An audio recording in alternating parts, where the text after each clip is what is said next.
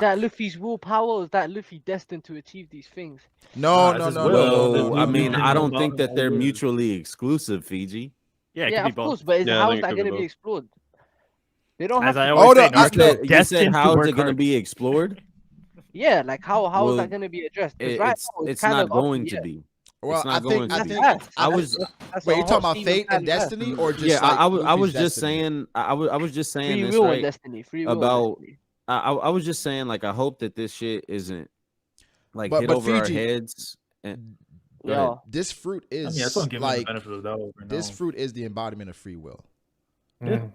It's the embodiment of free will, okay. Right. But it's also Luffy has been the prophesied one the Sea Kings are talking about and have been waiting for 800 years. The man that Roger is waiting for, the man Whitebeard spoke about that is gonna destroy and 800 overturn the years. world government. He is quite literally the chosen one in this world. He is Bro, destined to come there's and save the world. There's nothing wrong with him being the chosen one. Of course not. I don't think think what that. I think what really matters though is like in these with these people that have these destinies and so on and so forth, there comes a time when they come to grips with their destiny. They come to grips with like accepting it or running away from it. And I think with Luffy, that's not gonna happen. I think whenever it's presented to him, he's just gonna be like, you know, that carefree shit is gonna come up. That's where I'm gonna have some pushback. Shit. Let me throw out something with fate and destiny real quick. I'm using an analogy we all should be able to understand. I guess. So I'm gonna use LeBron James, right? No. Hold on. So at LeBron James, I think it was fate for him to make the NBA, right? Because of his God-given talent. He was 6'8". He had the affinity to learn how to dribble, how to shoot, how to play defense, his sheer size. It was fate for him to make the NBA. Now, where I think destiny comes into it, as far as was he fated to be one of the top 2 players of all time? I don't think so. I think destiny comes into it based on LeBron's choices, where LeBron chose to work out. LeBron chose to stay out of trouble. LeBron chose to go to Miami. LeBron chose to go back to Cleveland. That's what I'm saying. Where it's like with fate, it's basically you're in a position to do things, right?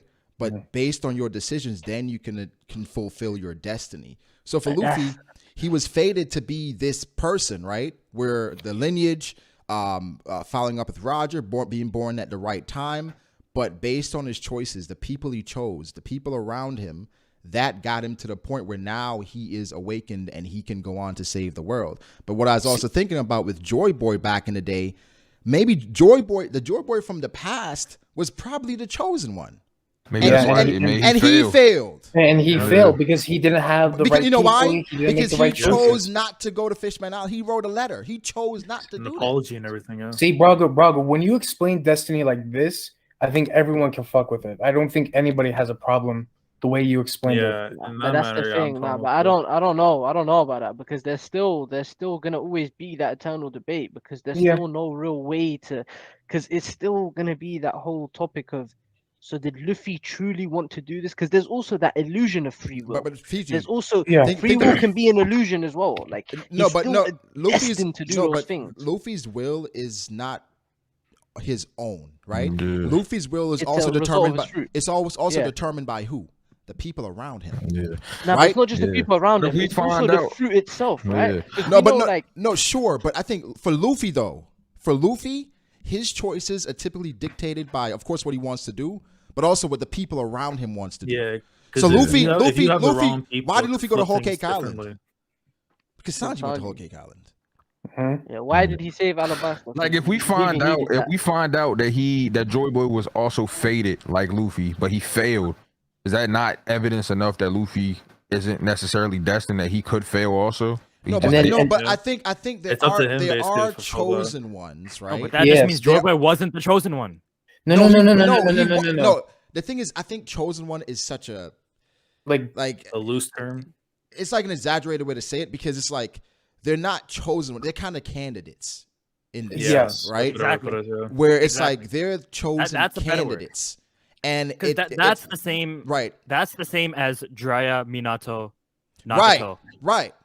Where Jiraiya originally thought the Child of Prophecy was Nagato. Then he thought it was Minato. And then he's like, oh yeah, okay, it's actually Naruto then. So the choices you make though gets you to that point. So it's like, I think fate and free will, destiny and free will is gonna always be a debated topic. It's the debated topic in real life. Now we got to think about prophecy in this as well, right? And does prophecy alter your state? Because somebody back then said, hey, 800 years from now, because Toki came from the Void Century, was like, I'm trying to find a place where things get shaken up.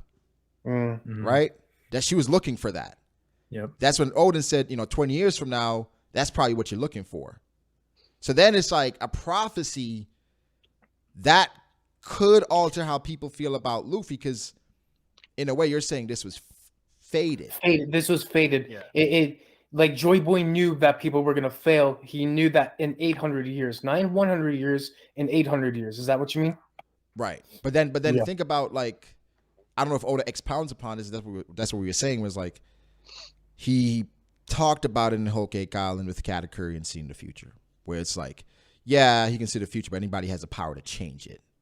So it's just like when we think about Sanji and dodging the jelly bean and the future that Katakuri saw, as opposed to what Sanji did, where it's like, certain people come around and based on what the future that you see, they could change things, and Luffy's just the person that's come around and he's changing things. Now it's like we have Joy Boy, we have Poseidon. Yeah. We're waiting for the others. Yeah, Pluton and Uranus. So right, which makes me think about, Vivi, what Blackbeard's going after. How much does Blackbeard know? You know what I'm saying? It's like things are getting a bit deeper with the lore. But I could understand why people would be iffy with Luffy and the Joy Boy thing and the fate and destiny. But I mean, so far, I don't. Do we think Dragon knows all about this?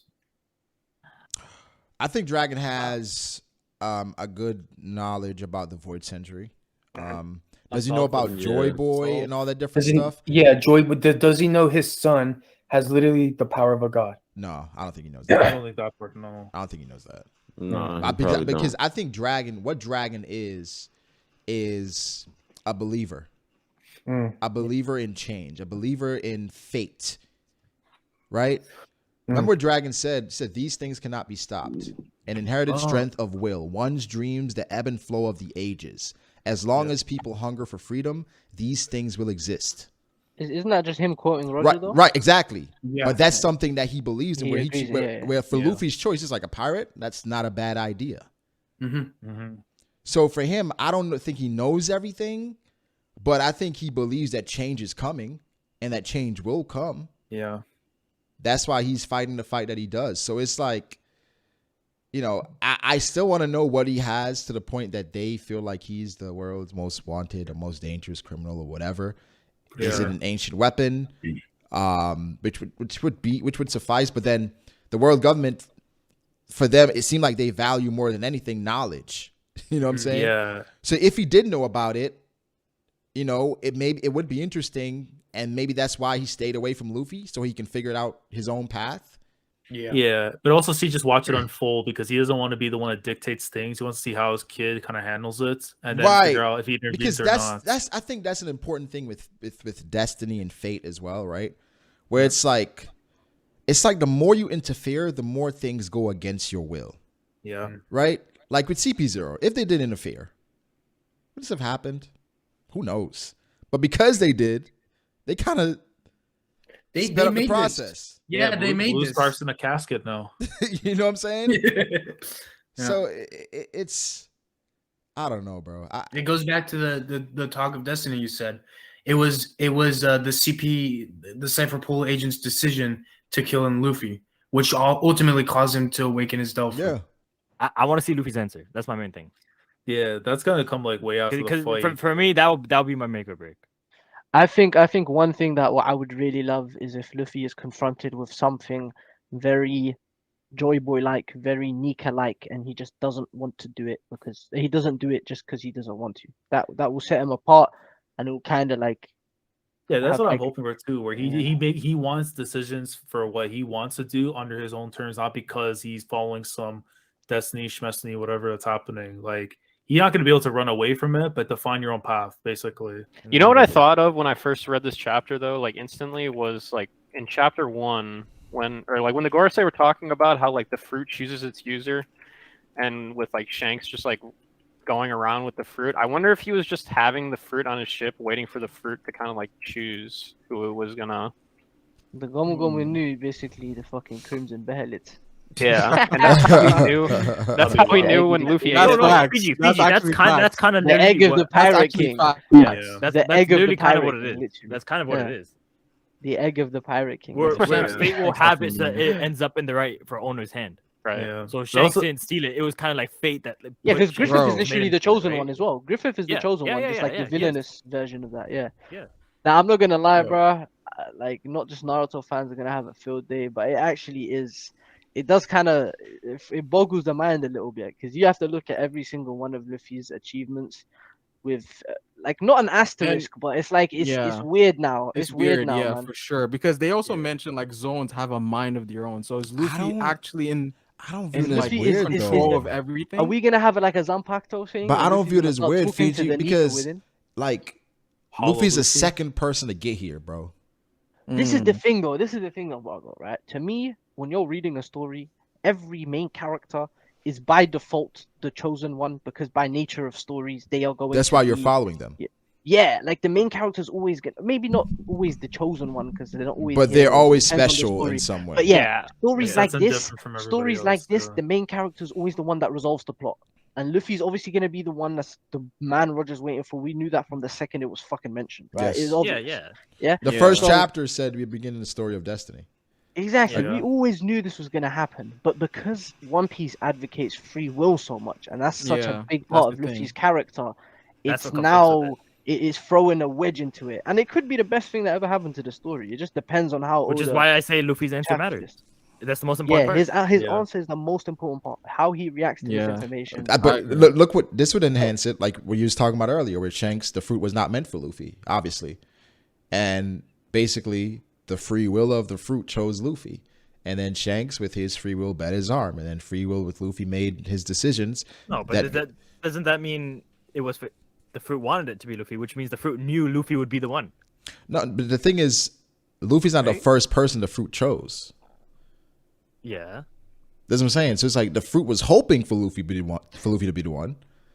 But that's the thing. I don't think just because Luffy ate the fruit means that this was absolutely going to happen. It's like it was still a gamble because he still wasn't sure what route Luffy was gonna take. Yeah. It's like the same thing with what you're saying with them is the same thing with Hashirama and Madara. Yeah. So like, what if they were the ones? What if Luffy followed Garp? Decided to there's also like the 20-year thing. Like they knew Joy Boy was going to be in Wano and all that.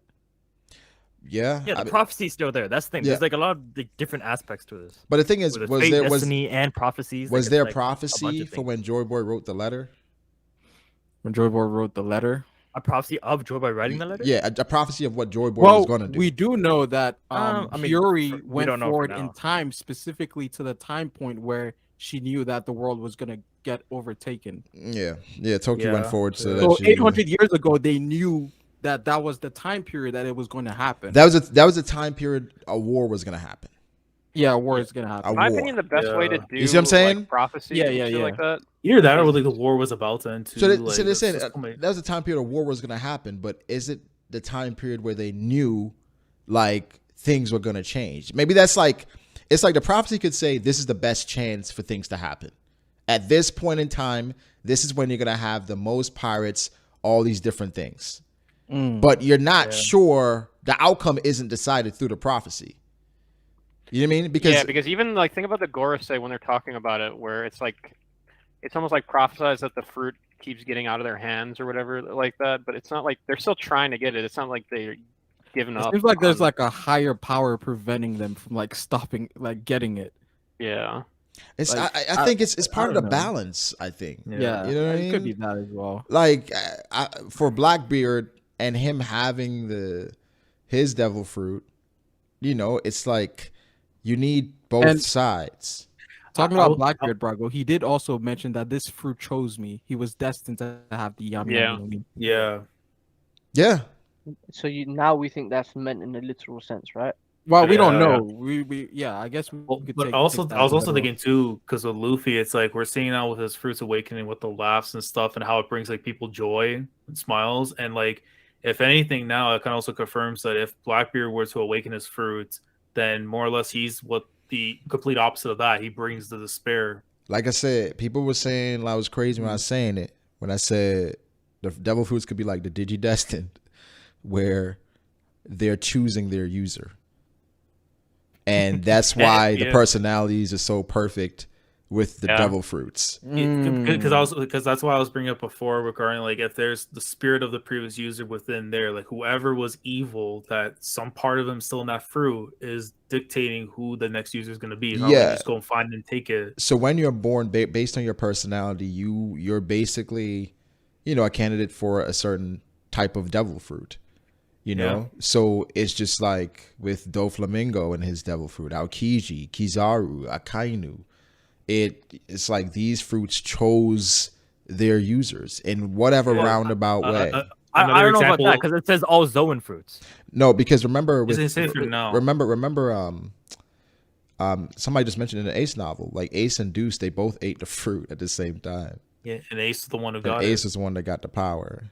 Yeah, he might have swallowed it first. That's all I'm saying. Maybe he did swallow it first. But then the old thing too, I think with Just Rose, even when they were trying to get Ace's devil fruit, because everyone's talking about, oh, they want this and that and that, and then eventually it fell its way into Sabo's hands. Right. Why? Yeah, I mean, that does make a lot of sense too. Basically, yeah. This is just a. I'm still crazy. processing. Bro, it's crazy, man. It's crazy, bro. It's actually insane.